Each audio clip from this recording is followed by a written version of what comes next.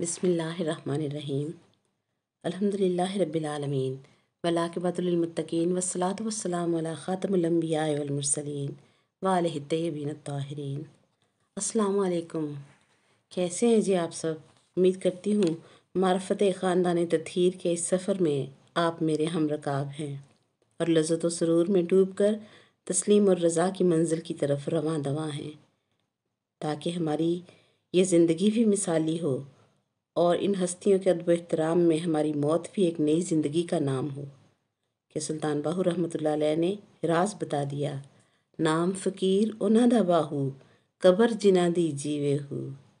اس خاندان کی نسبت اور محبت اور مودت میں مر جانے کے بعد قبر پر بھی اللہ کریم کی رحمت اور تجلی کا نزول ہوتا ہے، اور ہمارا جسم خاک کے ذروں میں مل کر بھی نوری رہتا ہے۔ یہ نور حاصل کرنا کتنا ضروری ہے، اس کے لیے ہمیں اپنے آقا و مولا صلی اللہ علیہ وآلہ وسلم کی تعلیم کی ہوئی اس دعا پر غور کرنے کی ضرورت ہے جو انہوں نے اپنی امت کے لیے صحابہ کرام کو سکھائی۔ وہ دعا یہ ہے، اللہم اجعل فی قلبی نوراً و سمعی نوراً و بصری نوراً و عن یمانی نوراً و عن یساری نوراً و فوقی نوراً و تحتی نوراً و امامی نوراً و خلفی نوراً واجعل فی لسانی نوراً و عصبی نوراً و دامی نوراً و لحمی نوراً و شعری نوراً و بشری نوراً واجعل فی نفسی نوراً و عظمنی نوراً و آتنی نورا۔ سبحان اللہ۔ اس دعا کا ترجمہ سنیں۔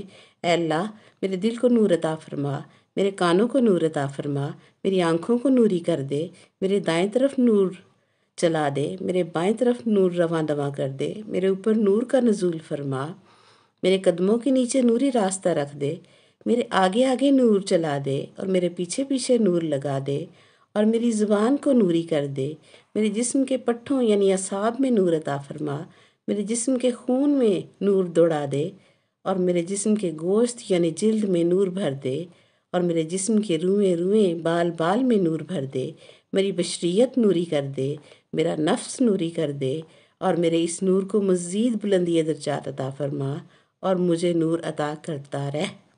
سبحان اللہ۔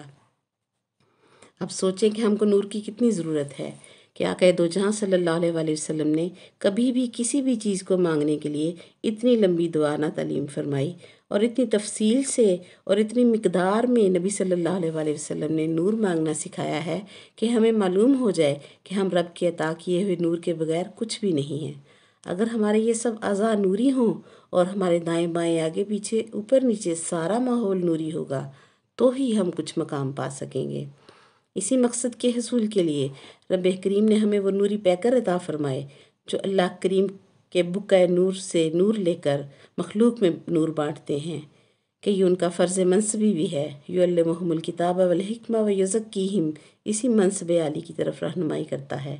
ہم نے ان نوری پیکروں میں سے پہلی 3 ہستیوں کو اپنی بساط اور میسر وقت میں معرفت حاصل کرنے کی کوشش کی۔ آئیں آج حسنین کریمین کے بارے میں ذکر کر کے اپنے قلوب کو منور کرتے ہیں کہ بقول میاں محمد بخش، آل نبی اولاد علی دی، صورت شکل انہ دی، نام لیاں لکھ پاپ نہ رہندے، میل اندر دی جاندی۔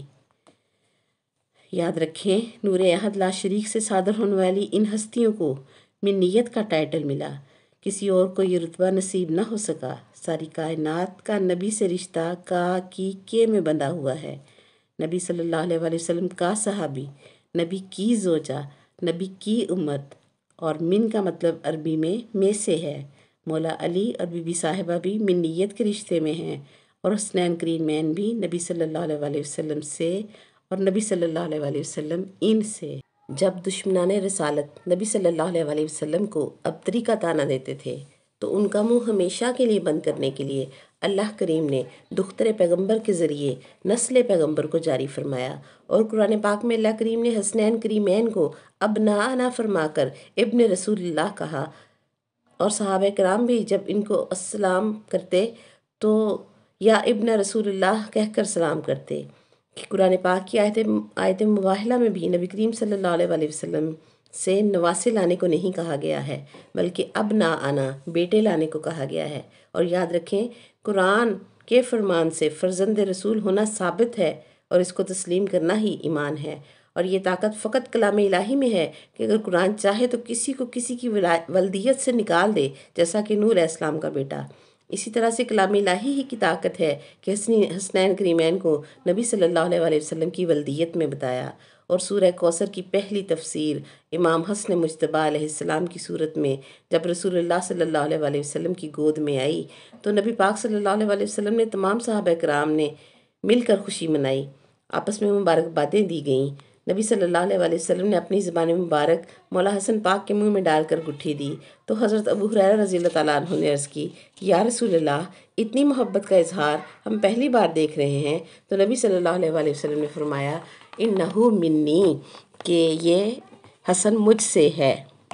عید کے دن مدینہ پاک کی گلیوں میں نکل کر مولا حسن پاک اور مولا حسین پاک علیہ السلام کو کندھوں مبارک پر بٹھا کر سیر کروا کے میرے نبی محترم صلی اللہ علیہ وسلم نے سارے مدینے کو بتا دیا کہ ان کی عظمت و شان میں کوئی کمی نہ کرنا۔ اسلام میں پہلا عقیقہ بھی مولا حسن پاک کا ہوا۔ نبی صلی اللہ علیہ وسلم نے دمبے ذبح کر کے سارے مدینے کو کھانا کھلایا۔ مولا حسن پاک کے بالوں کے برابر چاندی صدقہ کی گئی۔ حسن کا مطلب عربی لغت میں بڑا حسین ہے اور حسین کا مطلب عربی لغت میں چھوٹا حسن ہے۔ یہ دونوں من حسنات رسول اللہ ہیں۔ نبی کریم صلی اللہ علیہ وسلم نے مولا حسن پاک کے لیے دعا فرمائی کہ اے اللہ، میں اس سے محبت کرتا ہوں، تو بھی اس سے محبت کر جو اس سے محبت کرے، اور فرمایا کہ تو اس پر غضبناک ہو جو اس سے بغض رکھے، اور تو اس سے جنگ کر جو اس سے جنگ کرے، کھڑا ہو تب بھی اور اگر بیٹھا ہو تب بھی، کہ جو عمل میرا یہ بیٹا کرے گا وہ عین میری رسالت ہے اور تیری منشا ہے۔ سورہ انفال آیت نمبر 61 میں اللہ کریم نے فرمایا، وَإِن جَنَحُوا لِلسَّلْمِ فَاجْنَحْ لَهَا۔ اے میرے حبیب صلی اللہ علیہ وسلم، کافر تجھے صلح کی پیشکش کریں تو تو اپنا نقصان کر کے بھی صلح کر لے، وَتَوَكَّلْ عَلَى اللَّهِ، اور اپنے اللہ پر بھروسہ رکھ، إِنَّهُ هُوَ السَّمِيعُ الْعَلِيمُ، بے شک وہ سننے والا ہے اور جاننے والا ہے۔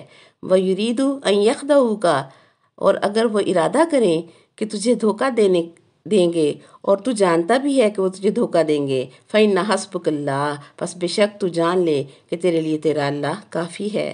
اور مولا حسن پاک نے اپنے نانا رحمت اللہ عالمین کی اسی سنت پر عمل کرتے ہوئے معاویہ کے ساتھ صلح کر کے امت کو قتل و غارت سے بچا لیا۔ اور یہ واقعہ تو تاریخ کی کتابوں میں درج ہے کہ معاویہ کے دربار میں مولا حسن پاک تشریف لا رہے تھے تو معاویہ نے اپنے درباریوں کو حکم دیا کہ خبردار کوئی پروٹوکول نہ دیا جائے، کوئی دربار کے پردے نہ ہٹائے، آنے والے خود ہی پردہ ہٹا لیں گے۔ اور جب امام حسن مجتبی علیہ السلام تشریف لائے تو ہوا کا ایک جھونکا چلا اور پردوں کو اٹھا کر ہوا رک گئی، پردے گرے نہیں، اٹھا کر رکھے تاکہ کوئی غلط فہمی میں نہ رہے کہ ہلنے سے اٹھ گئے ہوں گے۔ مولا حسن مجتبی علیہ السلام دربار میں داخل ہوئے تو انہوں نے داخل ہوتے ہی فرمایا، اے معاویہ، یہ تیری رعایا ہے اور یہ میری رعایا ہے، تو اپنی رعایا کو تو منع کر سکتا ہے مگر میری رعایا کو روک نہیں سکتا کہ ہوا امر سے چلتی ہے اور میں اول الامر ہوں، یعنی امر کا مالک ہوں۔ معاویہ نے یہ بھی کہہ رکھا تھا کہ جب حسن پاک تشریف لائیں تو کوئی احترام میں نہ اٹھے، اور جب حسن مجتبی داخل ہوئے تو سب سے پہلے خود ہی کھڑا ہو گیا اور پھر اس کو دیکھ کر اس کے وزیر بھی کھڑے ہو گئے۔ بعد میں وجہ پوچھنے پر اس نے بتایا کہ حسن کے ساتھ ایک اژدہا منہ کھولے آ رہا تھا اور مجھے جھڑک کر کہہ رہا تھا، اٹھ، وقت کے امام کا احترام کر۔ میں سانپ کے خوف سے اٹھ کر کھڑا ہو گیا تھا۔ امام حسن مجتبی نے معاویہ سے صلح جو ہے وہ معاہدہ کر کے کی اور اپنے نانا کی شریعت اور باپ کی عزت کی خاطر تخت قربان کر دیا اور لکھوا کر دستخط کروائے کہ لکھو، آج کے بعد میرے نانا کی شریعت پر عمل کرواؤ گے اور میرے والد گرامی کو ممبروں پر سب و شتم نہیں کیا جائے گا۔ اور جب اس نے لکھ دیا تو مولا حسن پاک نے فرمایا، لے جاؤ، میرے نانا اور میرے بابا کی عزت کا صدقہ یہ حکومت لے لو۔ امام حسن مجتبی علیہ السلام کے معاہدہ نے وہ کام کیا جو مولا علی کی ذوالفقار نہ کروا سکی۔ مولا حسن پاک نے قلم سے لکھوا کر اقرار لے لیا کہ آج کے بعد قرآن و سنت کی پیروی کرو گے اور مولا علی کو ممبروں پر سب و شتم کرنے کا حکم واپس لو گے۔ اس نے ہاتھ سے لکھ کر اقرار کیا کہ وہ قرآن و سنت کا بھی منکر ہے اور مولا علی سے محبت کرنے والوں پر بھی ظلم و ستم کرتا ہے۔ آج بھی وہ معاہدہ صلح حسن کے نام سے تاریخ کی کتابوں میں موجود ہے۔ تلوار سے بڑا کام مولا حسن علیہ السلام کے قلم نے کیا۔ مولا حسن پاک سے معاہدہ لیا گیا اور حکومت مانگی گئی۔ مولا حسن پاک نے شریعت کے نفاذ کا وعدہ لیا اور اپنے والد گرامی کی عزت کی ضمانت لی اور اس کو حکومت دے دی۔ جب معاویہ کو حکومت مل گئی تو معاویہ نے شام کے دربار میں اشرفیوں اور سونے چاندی کے ڈھیر لگا دیے اور امام حسن مجتبیٰ علیہ السلام کے قدموں میں رکھ دیے اور کہا، حسن میرے پاس اتنی دولت ہے کہ قیامت تک ختم نہ ہوگی، کیونکہ میں ہندا کا بیٹا ہوں۔ مولا حسن مجتبیٰ اٹھے اور دربار کے باہری دروازے کے قریب پہنچ گئے تو دربار شام کے ایک سپاہی نے جلدی سے ادب میں آ کر مولا حسن پاک کے جوتے سیدھے کر کے ان کے آگے رکھ دیے۔ امام حسن علیہ السلام نے اس سارے سونے چاندی کے ڈھیر کو دیکھا اور اشارہ کر کے فرمایا کہ یہ سارے کا سارا اس سپاہی کو دے دو۔ معاویہ کا رنگ اڑ گیا کہ اتنا مال و زر اور سونا چاندی ایک جوتی سیدھی کرنے کے بدلے میں دے دیا۔ تو امام حسن علیہ السلام نے پکار کر فرمایا، اے معاویہ، یاد رکھ میں فاطمہ الزہرا کا بیٹا ہوں۔ اگر تو اپنی ماں کی وجہ سے اس کردار کا حامل ہے تو میں حسن بھی اپنی ماں کی وجہ سے اس کردار کا مالک ہوں۔ سبحان اللہ۔ جو ہستی دشمن کے دربار میں جوتی سیدھی کرنے والے کو دنیا میں اتنا عطا کرتی ہے تو سوچے آخرت میں جب اس کے نانا جان اور والدین سے محبت کرنے والے جائیں گے تو اس کریم کی سخاوت کا عالم کیا ہوگا۔ یاد رکھیں، آل محمد صلی اللہ علیہ وسلم تاریخ نہیں ہے بلکہ مکمل دین ہے۔ ان کو جاننا، ان کی معرفت حاصل کرنا ہی اصل دین ہے۔ اہل بیت کے ذکر سے دور ہو کر ہم خود پر ظلم کر رہے ہیں۔ ہم اہل بیت کی معرفت حاصل کریں گے تو ہمارے کردار تبدیل ہوں گے، ورنہ اعمال ظاہر کی ادائیگی ہوتی رہے گی۔ آج کے لیے اتنا ہی۔ کل بشرط زندگی خوشبو قرآن میں خاندانی تطہیر کے 5ویں پھول کی خوشبو سونگھیں گے اور اپنی سانسوں اور دھڑکنوں کو معطر اور منور کریں گے۔ وآخر دعوانا ان الحمد للہ رب العالمین۔ سبحانک اللہم و بحمدک ونشہد ان لا الہ الا انت نستغفرک ونتوب الیک۔ الحمد للہ الذی ہدانا لہذا وما کنا لنہتدی لولا ان ہدانا اللہ، وصلی اللہ تعالی علی خیر خلقہ محمد وآلہ اجمعین برحمتک یا ارحم الراحمین۔ السلام علیکم ورحمۃ اللہ وبرکاتہ۔